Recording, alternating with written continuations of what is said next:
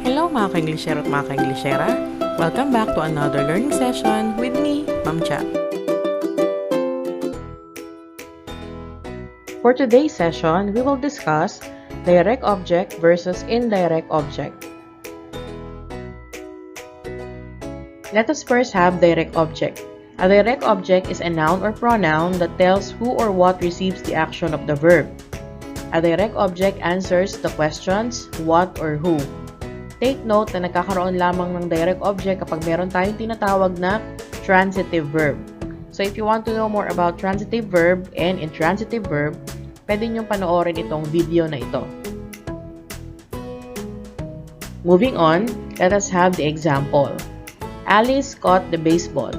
So our verb here is caught. So that is our transitive verb. Now, the question is, what did Alice catch? So, ang sagot dyan is baseball. So, baseball is a noun, plus nasagot niya yung question na what, that is our direct object. So, kung mapapansin ninyo, after ng ating transitive verb, kasunod na niya yung direct object.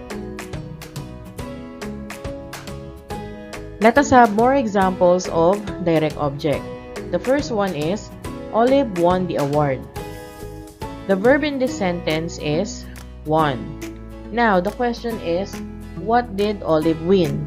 The answer is award. So, award is our direct object. Bakit? Kasi nasagot niya yung question na what, and it is a noun. Next, Sheila presented the proposal. Our transitive verb is presented. Ang tanong natin ay, ano yung present ni Sheila? The answer is proposal. So, again, proposal is a noun and it answers the question what, kaya yan ang ating direct object. Next, his neighbor cleans the yard. Our verb is cleans. Ano yung nilinis? Ang sagot ay yard. So, yard is our direct object.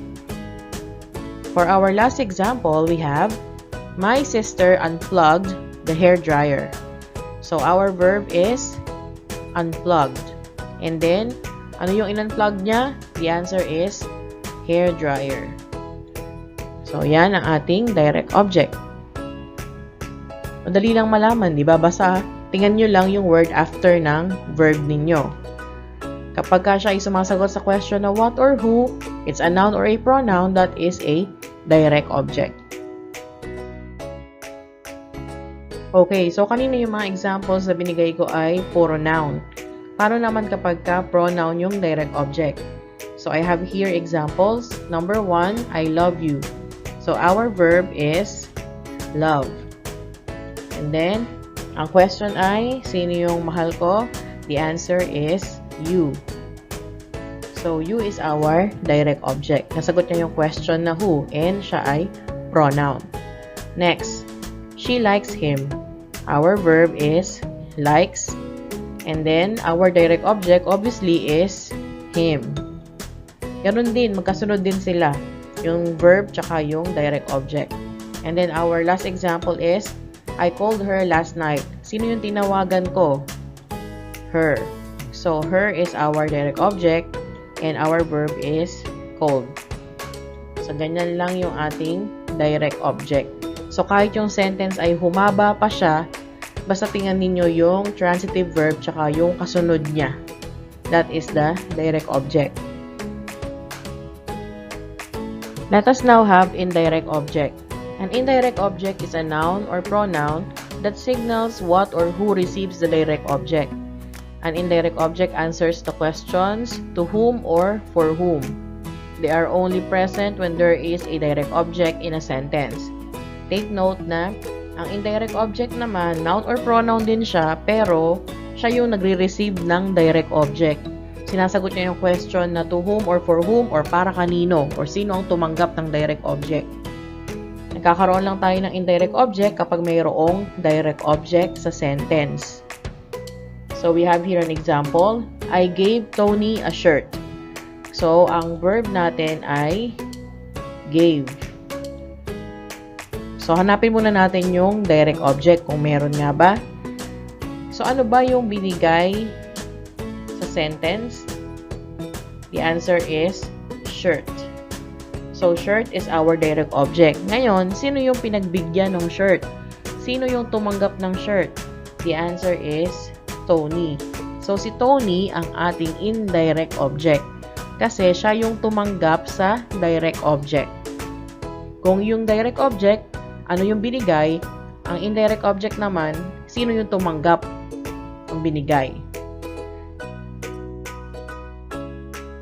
Let us have more examples of indirect object. The first one is, I will tell you a story. So, our verb here is tell. So, una muna nating hanapin is direct object. Ano ba yung ikikwento ko or sasabihin ko? The answer is story. So, story is our direct object. Ngayon, kanino ko ba ikikwento? Kanino ko sasabihin? The answer is you. So, nasagot natin kung para kanino yung story, yun yung ating indirect object. So, ang ating direct object sa sentence na to ay story. Kasi yun yung sasabihin, yun yung ikikwento. And then, ang tatanggap naman ng story ay you. That is our indirect object. So, ang pwesto kasi ng indirect object, maaaring after ng verb, kasunod na agad yung indirect object. Or maaari naman na after ng direct object, tsaka pa lang susunod yung indirect object. Notice sa ating first example, ang position ng indirect object ay after ng verb. Itong next example naman natin, iba naman yung position niya. So, let us have, Mark bought candies for Kate. So, our verb here is bought. Asa ng ating direct object? Ano ba yung binili? So, the answer is candies. So, candies is our direct object. Ngayon, para kanino binili? The answer is for Kate. So, Kate is our indirect object.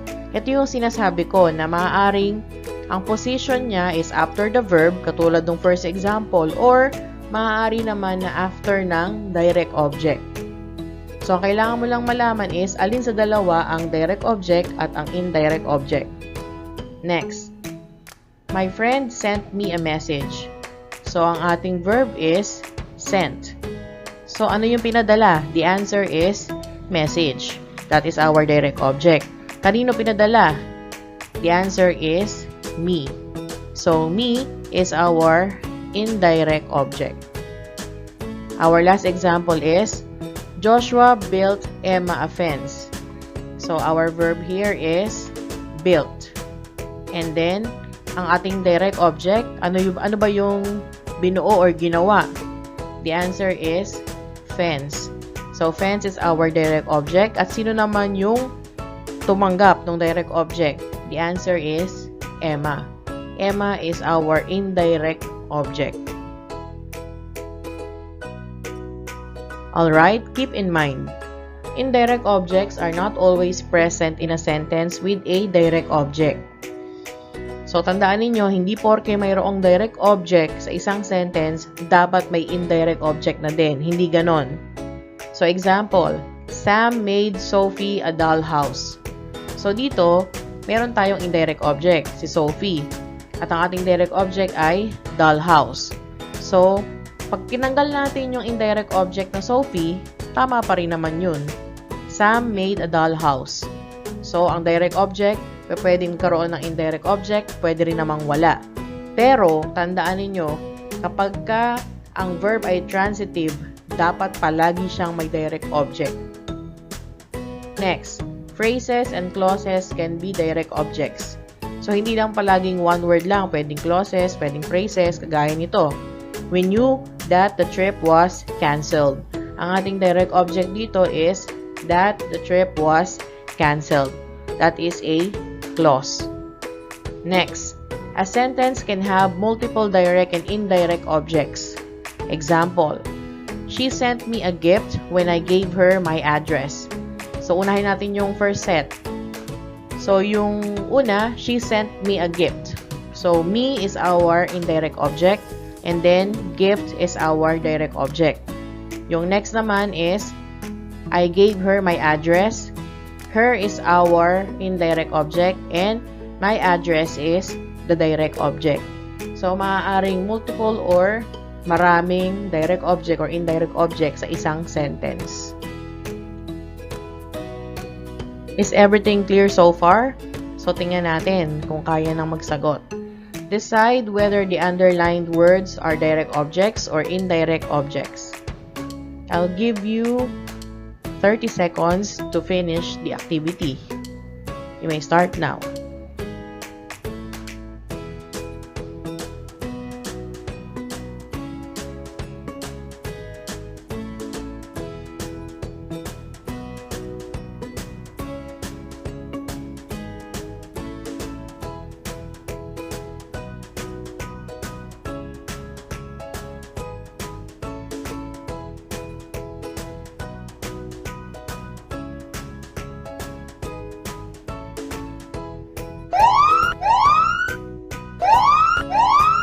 Okay, time's up. Check your answers.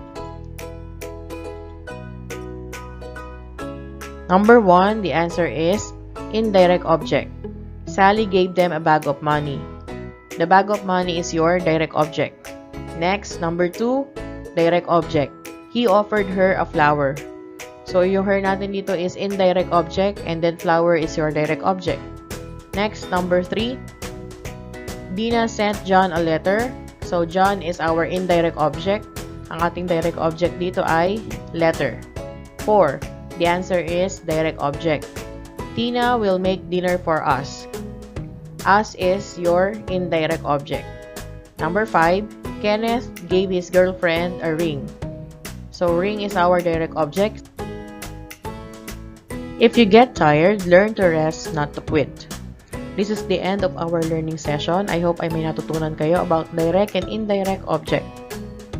See you again on our next session. Don't forget to like, share, and subscribe. Enjoy learning. Keep learning. Bye!